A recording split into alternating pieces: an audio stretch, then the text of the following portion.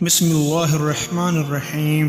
ابو بکر زریر رحمۃ اللہ علیہ کہتے ہیں کہ میرے پاس ایک نوجوان غلام رہتا تھا، دن بھر روزہ رکھتا تھا اور رات بھر تہجد پڑھتا تھا۔ ایک دن وہ میرے پاس آیا اور بیان کیا کہ میں اتفاق سے آج رات سو گیا تھا، خواب میں دیکھا کہ محراب کی دیوار پھٹی، اس میں سے چند لڑکیاں نہایت ہی حسین اور خوبصورت ظاہر ہوئیں، مگر ایک ان میں سے نہایت بدصورت بھی ہے۔ میں نے ان سے پوچھا کہ تم کون ہو؟